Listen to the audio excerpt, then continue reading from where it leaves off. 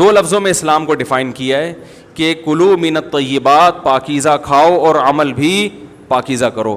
تو جو اصل بات میں یہ محرم ہی کے حوالے سے یہ آیت کا میں نے انتخاب کیا تھا کہ جب آپ پاکیزہ کام کریں گے اور پاکیزہ کھائیں گے تو اس سے آپ لوگوں کو اچھے لگیں گے اور لوگوں کا دل چاہے گا کہ آپ جیسے بن جائیں.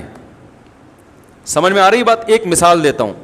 دیکھو کوئی بھنگی ہو جو بیچارہ ہر وقت گندگی میں رہتا ہو, اسے آپ سمجھائیں کہ یار اچھی زندگی گزارو, صاف ستھرے ہو جاؤ. آپ نے کسی دن اس کو نہلا دیا, بہترین کپڑے ڈیٹول سے نہلایا, سروس کروائی, کیونکہ ظاہر ہے وہ اتنے دنوں سے ایک کام کر رہا ہے تو وہ سروس کے بغیر دھلے گا نہیں. سروس کروائی آپ نے اس کی, خوب نہلا دھلا کے اس پہ اسپرے چھڑک دیا آپ نے, اور 3 دن تک کنٹینیو یہی کام کیا, تو آپ مجھے بتاؤ اس کو برا فیل ہوگا یا اچھا فیل ہوگا؟ کہے گا یار بڑا مزہ آیا. اس کے دل میں اپنے کام سے نفرت پیدا ہونا شروع ہو جائے گی. تو اچھی چیز میں, اچھی طہارت میں, پاکی میں اللہ نے اٹریکشن رکھی ہے. جیسے صاف ستھرا آدمی اچھا لگتا ہے, گندا اچھا لگتا ہے؟ صاف ستھرا اچھا لگتا ہے. تو صاف ستھرے اعمال والا بھی انسان کو اچھا لگتا ہے. تو اللہ تعالیٰ نے اسلام کو جو ڈیفائن کیا 2 لفظوں میں, اچھا کھاؤ اور عمل اچھا کرو. کیا مطلب؟ ایسا کام کرو کہ غیر مسلم تمہاری طرف مائل ہوں کہ یار یہ بڑے اچھے ہیں. تو کوئی ایسی رسم اسلام میں جس کو دیکھ کر وحشت ہوتی ہو, اس کا مطلب ہے وہ اسلام, بولو بھائی, نہیں ہے. کوئی بھی آپ ایسا عمل کر رہے ہیں, لیبل اسلام کا لگا رہے ہیں, مگر اسے دیکھ کر غیر مسلم کو گھنٹوں گھنٹوں سمجھانا پڑتا ہے یہ کیوں ہو رہا ہے, اس کا مطلب ہے کہ یہ اسلام, بولو نا بھائی, نہیں ہے. تو آپ مجھے بتاؤ محرم میں جو کچھ ہو رہا ہے, کیا یہ غیر مسلم کو اسلام کی طرف مائل کرے گا؟ یہ عمل ہے بھائی؟ یعنی کوئی غیر مسلم اسے دیکھ کے مسلمان ہوگا کہ یار ماشاءاللہ بڑا زبردست اسلام ہے؟ افسوس ہمیں اس پر ہے کہ دیکھو جن کا مسلک ہے, جن کا فقہ ہے, وہ جو کچھ کر رہے ہیں انہیں کرنے دو. اپنے بارے میں یہ فیصلہ کرو کہ ہم سنی ہیں یا شیعہ ہیں. فرقے شروع سے چلے آ رہے ہیں نا, شیعہ اور سنی, ختم کرنا تو ممکن نہیں ہے. تو حضرت عیسیٰ علیہ السلام جب نازل ہوں گے تو تلوار کی زور سے تمام فرقوں کو ختم کر دیں گے. تو جو کام عیسیٰ علیہ السلام کا ہے وہ خود کرنے کی کوشش نہ کرو, جو حضرت مہدی کا کام ہے وہ خود کرنے کی کوشش نہ کرو. ہم کسی فرقے کو ختم نہیں کر سکتے, لیکن ہم اپنے آپ کو ڈیفائن کر سکتے ہیں. ہم یہ بتا سکتے ہیں کہ ہماری رائے میں صحیح کیا ہے. تو میرے بھائی, نبی صلی اللہ علیہ وسلم نے فرمایا 73 فرقوں میں سے ایک جنتی ہے.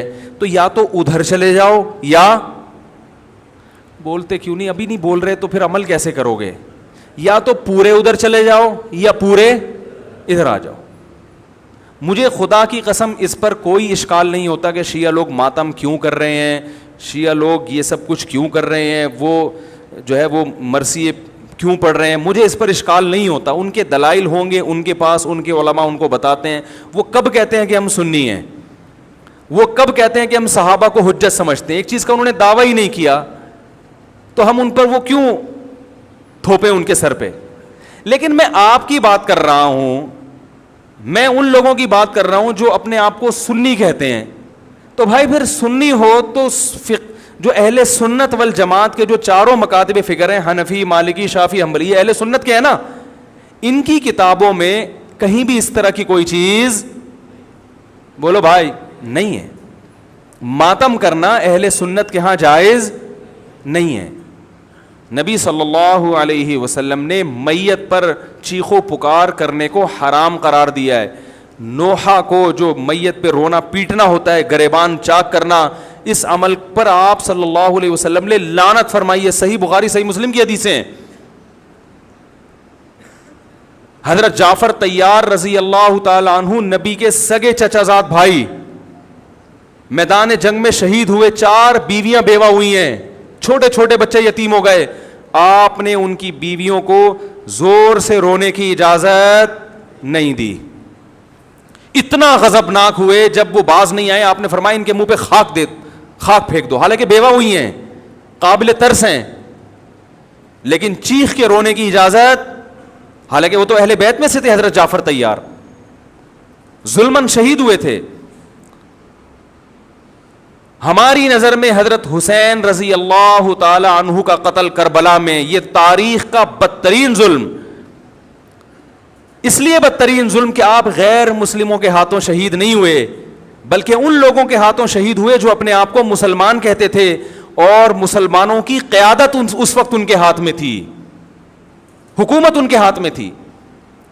لیکن اس ظلم پہ اہل سنت والجماعت کے ہاں جو سنی ہیں ان کے چاروں مکاتب فکر کے ہاں نہ رونے پیٹنے کی اجازت, نہ نوحہ کرنے کی اجازت, اور نہ میرے بھائی ماتم کرنے کی اجازت. میرے بھائی آپ لوگ اللہ کا واسطہ محرم میں مرثیے نہ لگائیں. ہر گاڑی میں کوئی نوحہ چل رہا ہے, کوئی شیعہ ہے تو ٹھیک ہے وہ کرے, سنیوں پہ یہ کام زیب نہیں دیتا, کیونکہ یہ منافقت ہے. پتہ ہی نہیں چل رہا آپ ادھر ہو یا آپ ادھر ہو,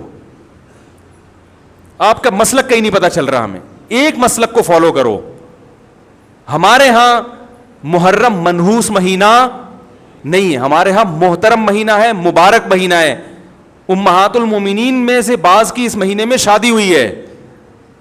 ہم شہادت کو نحوست نہیں سمجھتے. 10 محرم پہلے سے مبارک تھا, حضرت حسین کی شہادت کی وجہ سے اور مبارک بن گیا, منحوس نہیں بنا. شہادت مبارک عمل ہے, منحوس نہیں ہے. ہم اس مہینے میں کالے کپڑے نہیں پہنیں گے, ہم اس مہینے میں خوشیاں منانے کو جائز سمجھتے ہیں. لوگ کہتے ہیں ان کو حسین سے محبت نہیں ہے. محبت کا جو طریقہ حسین نے بتایا اس طریقے پہ عمل کرنا حسین سے محبت ہے. جو طریقہ حسین سے ثابت نہیں ہے اس طریقے پہ محرم کو منانا یہ محبت کا طریقہ ہماری رائے میں نہیں ہے. سمجھ میں آ رہی ہے بات کہ نہیں آ رہی ہے؟ اور ایک میں وضاحت کر کے بیان کو ختم کروں. بھائی یہ کوشش کریں گے نا اس کی, محرم نہ منحوس مہینہ ہے, نہ اس میں بلائیں نازل ہوتی ہیں, اس میں خوشیاں منانا بھی جائز ہے, اس میں نکاح کرنا شادی کرنا بھی درست ہے. یہ جو مشہور ہے محرم کی شادی ناکام ہوتی ہے 100% غلط ہے. جو شیعہ حضرات ہیں وہ بچیں اس سے. ہمارے ہاں یہ بالکل اس کی اجازت ہے, آپ محرم میں نکاح بھی کریں, محرم میں آپ اپنے بچوں کا عقیقہ بھی کریں, آپ اس جو ہے جو بھی خوشیاں ہیں آپ اس کی کریں, تاکہ اسلام کا جو رخ ہے نا, اسلام میں کوئی مہینہ منحوس نہیں ہے, تاکہ غیر مسلموں کے سامنے کم از کم ہماری طرف سے جو اسلام پیش ہو وہ یہ والا ہو, ان کی طرف سے وہ والا ہو. غیر مسلم کے پاس آپشن ہو کہ بھائی دیکھ لو ان میں جو اچھا لگتا ہے وہ والا اسلام آپ فالو کر لو, لیکن آپ بھی ویسے ہی بن گئے تو پھر اسلام کا ایک رخ جائے گا ان کے سامنے. سمجھ رہے کہ نہیں سمجھ رہے؟ تو اس لیے یہ گھروں میں مرثیے نہ لگایا کریں.